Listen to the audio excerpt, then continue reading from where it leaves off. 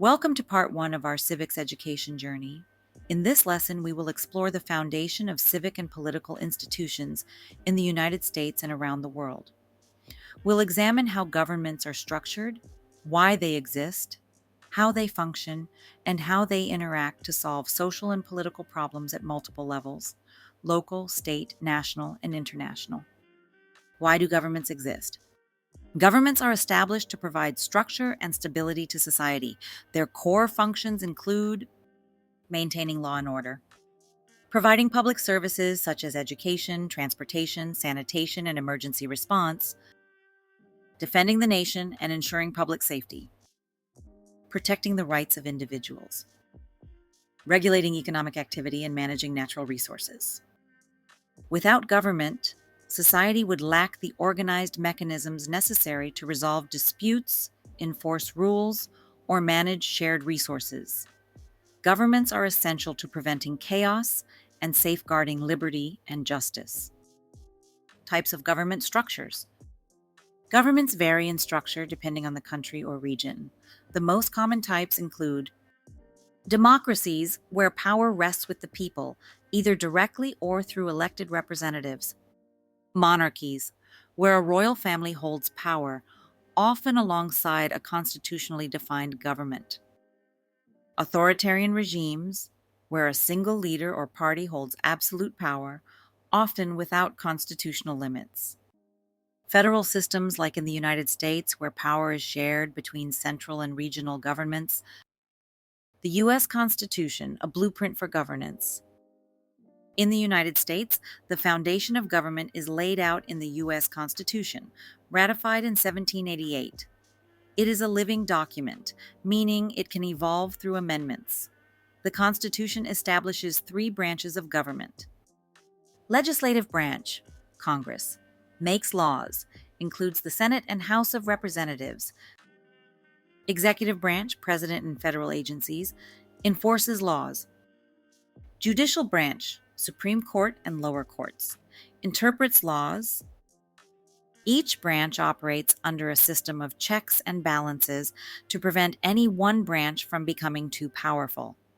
For example, the president can veto legislation, but Congress can override a veto with a 2/3 vote. Courts can strike down unconstitutional laws, ensuring protection of individual rights. Federalism and the division of powers. Federalism refers to the division of powers between national and state governments. Certain powers are exclusive to the federal government, e.g., printing money, declaring war, while others are reserved to the states, e.g., education, local law enforcement.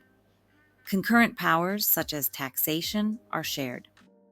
Amendments and constitutional change. The U.S. Constitution includes 27 amendments. The first 10, known as the Bill of Rights, guarantee essential freedoms such as freedom of speech, religion, and due process. Later amendments addressed major changes, including abolishing slavery, 13th Amendment, guaranteeing voting rights regardless of race, 15th, or gender, 19th, lowering the voting age to 18, 26th. These amendments reflect how societal values evolve and how the Constitution can adapt over time. Governance beyond the U.S., international cooperation. Governments must also operate in a global context. International institutions like the United Nations, UN, North Atlantic Treaty Organization, NATO, and World Trade Organization, WTO, facilitate cooperation between nations.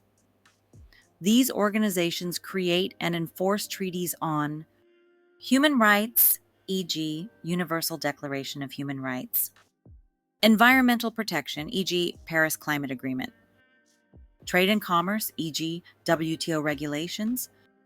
Such international agreements help maintain peace and promote global collaboration on shared challenges like pandemics and terrorism. Local and tribal governments. At the local level, city councils, county commissioners, and mayors oversee municipal services and enact ordinances. These leaders make decisions about schools, zoning laws, road maintenance, and public safety. In tribal nations, governance is often based on both traditional customs and modern constitutions. Tribal governments operate as sovereign entities and negotiate directly with federal authorities. The role of citizens. Citizenship is not passive. A healthy democracy depends on an active, informed public. This includes voting in elections, attending public meetings and town halls, participating in community organizing, communicating with elected officials, volunteering and serving on juries. Even small acts, writing a letter to a representative or showing up to vote, can influence public policy. Through these actions, individuals help ensure their government remains accountable. Public institutions and the common good.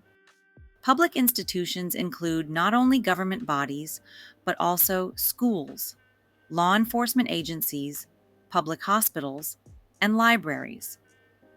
These institutions are intended to serve the common good, though they are not always equally accessible or fair. Ensuring equity and justice within these systems is a continuous civic responsibility. Whether it's a city council voting on zoning laws, Congress passing a national healthcare policy, or the UN negotiating a treaty to prevent war, political institutions function best when citizens engage meaningfully with them. In Part 2, we'll go deeper into how civic participation, like deliberation, protest, and advocacy, shapes democratic life and ensures that the government reflects the will and needs of its people.